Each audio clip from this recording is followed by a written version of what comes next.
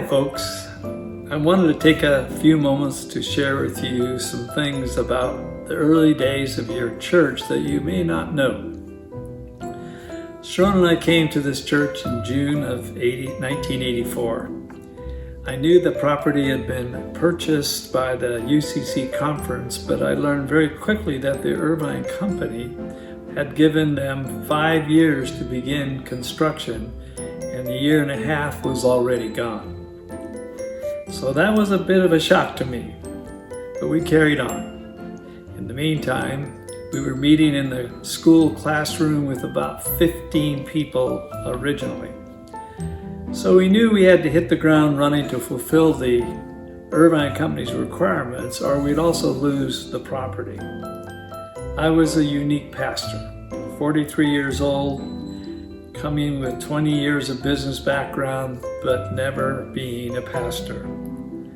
I had several acquaintances in the area who stepped up to give an old friend some support, even though they didn't know what the hell I was doing now as a minister. I wasn't certain myself.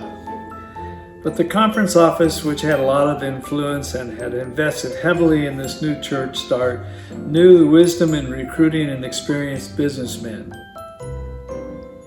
But now we needed to get some structure on the property as soon as possible. I started making calls to different builders and was shocked to learn what the cost would actually be. One of those builders suggested moving another building onto the property to speed up the process. After some research, we found a building that could be moved, a one-story bank building in Buena Park. At the same time, I was researching buildings to build for a sanctuary. I thought of the geodesic dome might be a quick and easy alternative to the traditional church building. I found a local distributor who coincidentally was a close friend of my brother's. So we put together a schematic to place the bank building on the geodesic dome property. Then we made the arrangements to move the bank building. It had to be, had to be cut in half and loaded on 2 flatbed trailers and moved over in the middle of the night. We paid a little over $10,000 to get this building moving. The building is now your child care center.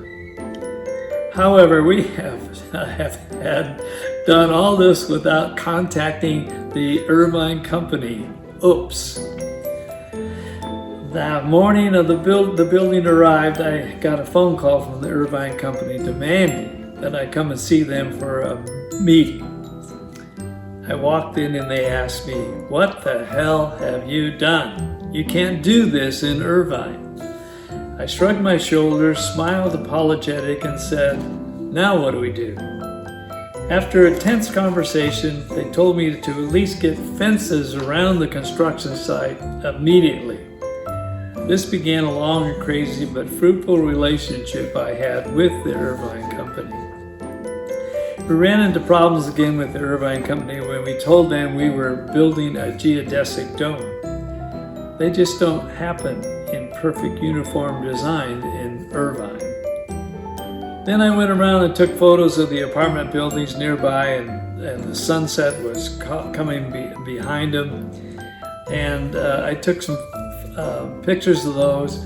I presented these to the Irvine company. They begrudgingly approved the project. You see, these houses that they had built looked like domes when you saw the sun behind them. A couple of months later, a very large flatbed semi showed up with a dozen triangles to put the dome together. It was like piecing together a puzzle. When the dome pieces arrived, most of the church showed up and started actually building. Earlier, one of the builders had left his tractor on the property, and I had a lot of fun that summer driving the tractor all around. I did carry wood and do other things with it, but I also had lots of fun. Many of the congregants worked tireless after their work and on weekends. We held our first synagogue church Thanksgiving Eve service with the dome. The dome was not actually completed. I remember 40 of us standing around in the building, holding hands, giving thanks, with building materials still propped up against the walls with no glass in the windows. We lit candles and all the windowsills and laid them on the windowsills. We had gone around the room each giving and thanking for the gratitude that we had. The last person finished, the gust of wind blew in the windows and extinguished the candles. That was an audible gasp amongst us. The first dome is what you now know as your fellowship hall. Folks, I am very proud to have participated in the incredible journey of IUCC. I'm proud of who you are today and the leadership you have, and I know that these difficult times, you are a safe harbor and progressive voice in the community.